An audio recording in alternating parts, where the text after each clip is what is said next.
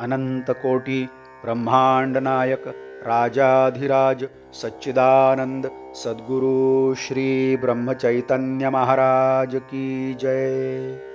श्री राम समर्थ। 28 सितंबर। अनुसंधान में रहने से अभिमान का लय होता है। अभिमान का त्याग कर जो गृहस्थाश्रम का पालन करें वही सच्चा परमार्थी होता है। अभिमान का त्याग करने पर गृहस्थाश्रम अच्छा बनता है।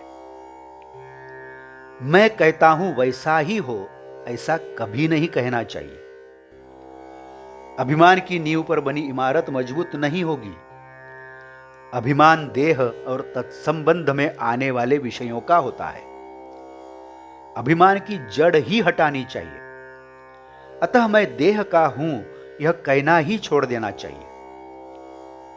यह देह मेरी नहीं है यह तो मैं मानता हूं, लेकिन उसके अखंड सहवास से उसके प्रति हमारा प्रेम निर्माण होता है। और एक बार देह के प्रति प्रेम भावना दृढ़ हो गई तो उसके बारे में अभिमान निर्माण होता है। अभिमान के बाद क्रोध आता ही है।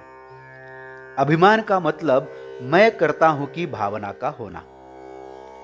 इस भावना का त्याग कर यदि हमने कार्य किया तो क्या हमारा काम रुक जाता है? अपनी देह का और मन का बहुत निकट का संबंध है, किंतु देह कभी न कभी नाश पाने वाली है, इसका बहुत महत्व नहीं है। केवल देह की मोटाई क्या काम की? हमारा मन विकसित होना चाहिए। मैं भगवान का हूं यह भावना अच्छी तरह से समझ गई तो अभिमान शून्य हो सकता है। हमेशा भगवान के भजन में रहने की कोशिश करो तो अभिमान आपको स्पर्श नहीं करेगा। पछतावा के आंसू नयनों में भरकर भगवान को भजो, उसकी शरण जाओ। भगवान कृपा करे बिना नहीं रहेगा। हम अपनी मर्यादाओं को जानकर बरतें।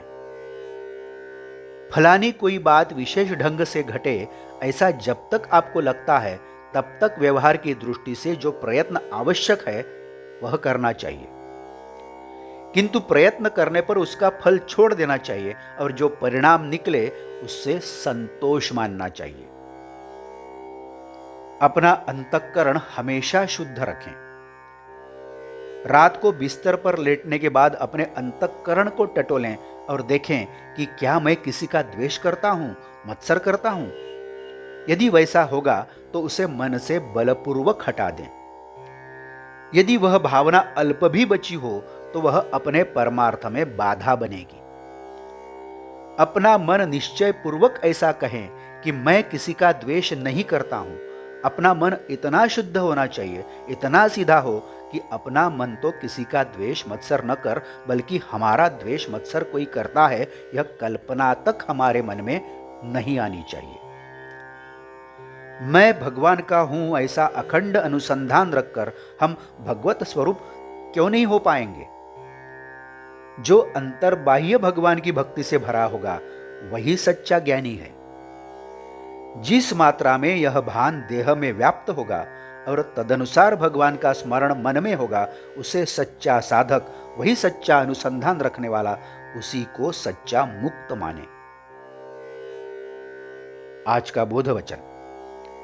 अग्नि के पास घी रखने पर वह पिघलता है, वैसे ही नाम की अंगीठी रखने पर अभिमान पिघलकर गल जाता है। जानकी जीवन स्मरण जय जय राम। नमस्कार।